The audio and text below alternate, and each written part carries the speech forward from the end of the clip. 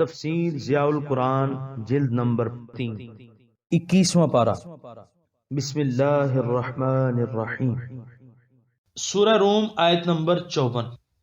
اللہ الذی خلقکم من ضعف ثم جعل من بعد ضعف قوة ثم جعل من بعد قوة ضعفا وشیبہ یخلق ما یشاء وَهُوَ الْعَلِيمُ الْقَدِيرُ۔ ترجمہ: اللہ تعالیٰ ہی ہے جس نے تمہیں ابتدا میں کمزور پیدا فرمایا، پھر عطا کی تمہیں کمزوری کے بعد قوت، پھر قوت کے بعد کمزوری اور بڑھاپا دے دیا۔ پیدا کرتا ہے جو چاہتا ہے اور وہی سب کچھ جاننے والا، بڑی قدرت والا ہے۔ سورہ روم آیت نمبر 54 کی تفسیر۔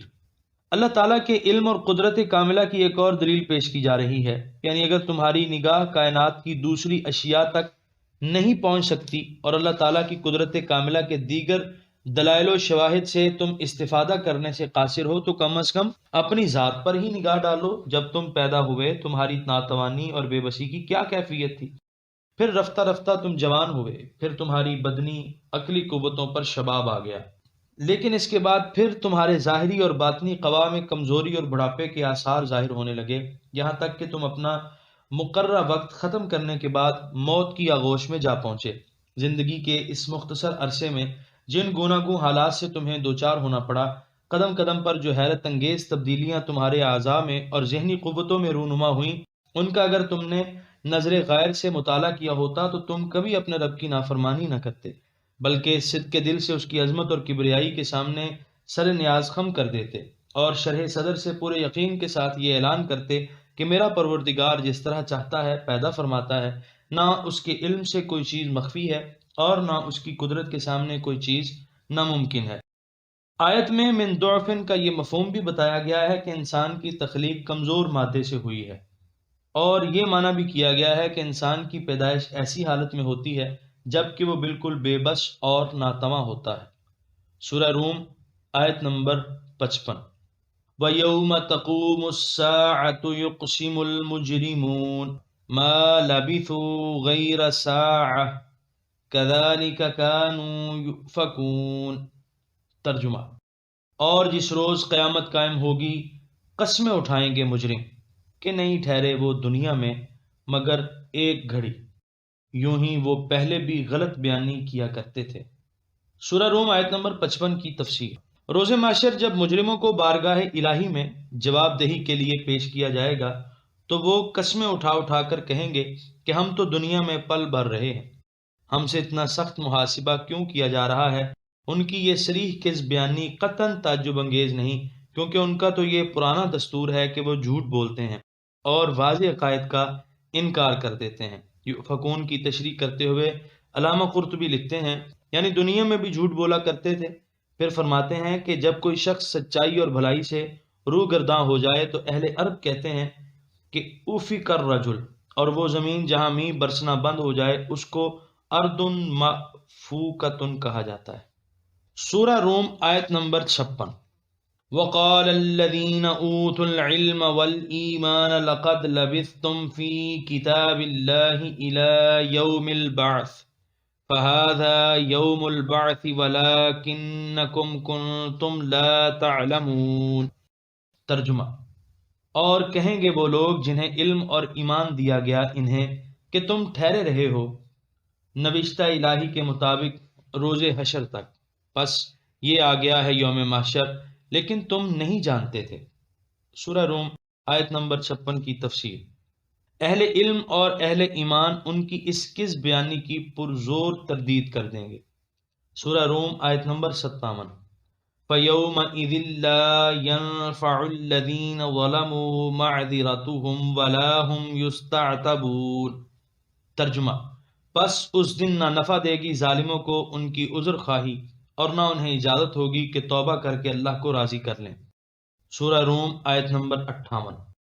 وَلَقَدْ ضَرَبْنَا لِلنَّاسِ فِي هَذَا الْقُرْآنِ مِنْ كُلِّ مَثَلٍ وَلَئِن جِئْتَهُم بِآيَةٍ لَيَقُولَنَّ الَّذِينَ كَفَرُوا إِنْ أَنْتُمْ إِلَّا مُبْطِلُونَ۔ ترجمہ: اور بے شک ہم نے بیان فرمائی ہے لوگوں کے بھلے کے لیے اس قرآن میں ہر قسم کی مثال، اور اگر آپ لے آئیں ان کے پاس کوئی نشانی تو جواباً یہی کہیں گے وہ لوگ جنہوں نے کفر کیا، نہیں ہو تم مگر باطل پرست۔ سورہ روم آیت نمبر 58 کی تفسیر۔ یعنی قرآن کریم میں لوگوں کو گمراہی کی ظلمتوں سے نکالنے کے لیے ہر طرح کی مثالیں دی گئی ہیں اور طرح طرح کی دل نشین دلائل پیش کیے گئے ہیں جن سے عقیدہ توحید کی حقانیت اور رسولوں کی صداقت روز روشن کی طرح واضح ہو رہی ہے۔ اگر وہ ذرہ بھی تدبر سے کام لیتے تو وہ یوں تشتے ضلالت میں سرگرداں نہ پھرتے، لیکن ان عقل کے اندھوں کا تو ہمیشہ سے یہی وتیرہ رہا ہے کہ جب بھی آپ نے ان کے سامنے کوئی دلیل پیش کی یا اپنی صداقت کو ثابت کرنے کے لیے انہیں کوئی معجزہ دکھایا تو انہوں نے اسے ماننے بلکہ اس میں غور و فکر کرنے سے ہی انکار کر دیا، اور الٹا آپ پر اور آپ کے متبعین پر یہ الزام لگا دیا کہ تم باطل کے پیروکار ہو، تمہارا ہدایت سے کوئی واسطہ نہیں، اور یہ عجیب و غریب امور جو تم ہمیں دکھاتے ہو یہ محض جادو کے کرشمے ہیں۔ سورہ روم آیت نمبر 59۔ كَذَلِكَ يَطْبَعُ اللَّهُ عَلَى قُلُوبِ الَّذِينَ لَا يَعْلَمُونَ۔ ترجمہ: یوں ہی مہر لگا دیتا ہے اللہ تعالیٰ ان لوگوں کے دلوں پر جو حق کو نہیں جانتے۔ سورہ روم آیت نمبر 60۔ فَاصْبِرْ إِنَّ وَعْدَ اللَّهِ حَقٌّ وَلَا يَسْتَخِفَّنَّكَ الَّذِينَ لَا يُوقِنُونَ۔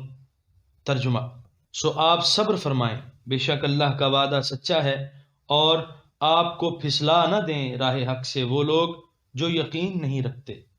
سورہ روم آیت نمبر 60 کی تفسیر۔ یہاں اگرچہ خطاب سرور کون و مکان صلی اللہ علیہ وآلہ وسلم کو ہے، لیکن اس سے مراد حضور کی امت ہے، یعنی اے غلامان مصطفیٰ، مردانگی کا تقاضا یہ ہے کہ فتنوں کے طوفان آئیں، سر پھوڑ پھوڑ کر واپس لوٹ جائیں، اور تم چٹان کی طرح سینہ تانے کھڑے رہو، شکوک و شبہات کی آندھیاں چلیں لیکن تمہاری شمع ایمان کو بجھا نہ سکیں۔ ثابت قدمی اور مستقل مزاجی ازل سے اہل حق کا شیوا رہا ہے، انہوں نے ظلم و جفا کے ہر تیر کو ہمیشہ صبر کی ڈھال پر روکا ہے۔ آج حق کے علمبردار تم ہو، اس کی لاج تمہارے ہاتھوں میں ہے، ہاتھ کٹ جائیں، سر قلم ہو جائیں، لیکن خبردار دین محمدی کا پرچم سر نگوں نہ ہونے پائے۔ امتحان کے میدان میں ابتلاء و آزمائش کے روح فرسا لمحوں میں تم صبر کا دامن مضبوطی سے پکڑے رہو، اللہ تعالیٰ کی نصرت آئے گی، اور یقیناً آئے گی، جو طاغوتی قوتوں کے تمام منصوبوں کو خاک میں ملا دے گی اور تمہارے سر پر فتح و کامرانی کا تاج سجا دے گی۔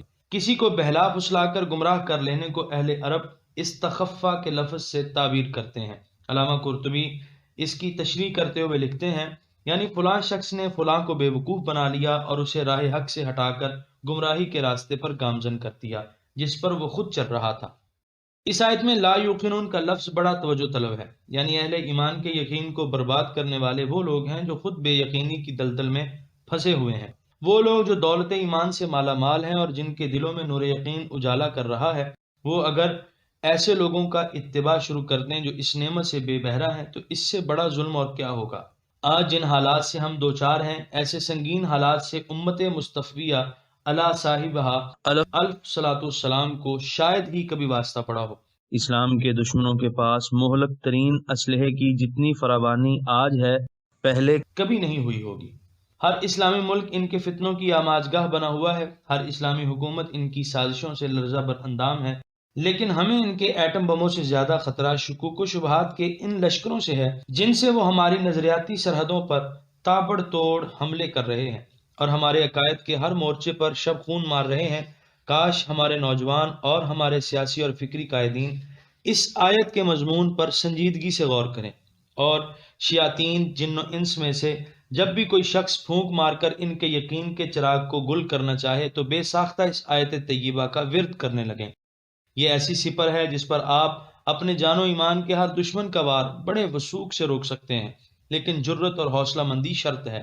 ایک مرتبہ پھر پڑھیے، فَاصْبِرْ إِنَّ وَعْدَ اللَّهِ حَقٌّ وَلَا يَسْتَخِفَّنَّكَ الَّذِينَ لَا يُوقِنُونَ، یعنی ہر ہجوم بلا میں، ہر سیل حوادث میں، شک و شبہات کی ہر خونخوار موج کے سامنے ثابت قدم رہو، صبر کا دامن مضبوطی سے پکڑے رہو۔ اللہ تعالیٰ نے تمہارے ساتھ تمہاری دستگیری اور نصرت کا جو وعدہ فرمایا ہے وہ سچا ہے، یقیناً اس کی مدد تمہاری پشت پناہی کرے گی۔ وہ بدنصیب جو وہم و گمان کے اندھیروں میں عرصہ دراز سے بھٹک رہے ہیں، وہ بدبخت جنہیں بے یقینی کے اژدہا ڈس رہے ہیں، خبردار ان کے جھانسے میں نہ آ جانا، وہ ڈوب رہے ہیں، وہ تمہیں بھی اپنے ساتھ ڈبونا چاہتے ہیں۔ دانش مند لوگ ایسی فحش غلطی کا ارتکاب نہیں کیا کرتے۔ کتنی روح پرور ہے یہ آیت، کتنا ایمان افروز ہے یہ پیغام، شاندار آغاز کی یہ کتنی دل فریب انتہا ہے۔ بے شک قرآن کریم اللہ تعالیٰ کا کلام ہے۔ یہاں پر 21ویں پارے کا 9واں رکوع مکمل ہوا اور یہاں پر سورہ روم مکمل ہوئی۔ قرآن کریم کے مفہوم کو واضح کرنے کی یہ فقیرانہ کوشش اگر آپ کو اچھی لگی ہو اور آپ ہماری حوصلہ افزائی کرنا چاہیں تو اس ویڈیو کو شیئر کر دیجئے، کیونکہ تبلیغ دین فرض ہے۔ ہم نے اپنے حصے کا چراغ روشن کیا، دعا ہے کہ آپ بھی اپنے حصے کا کریں۔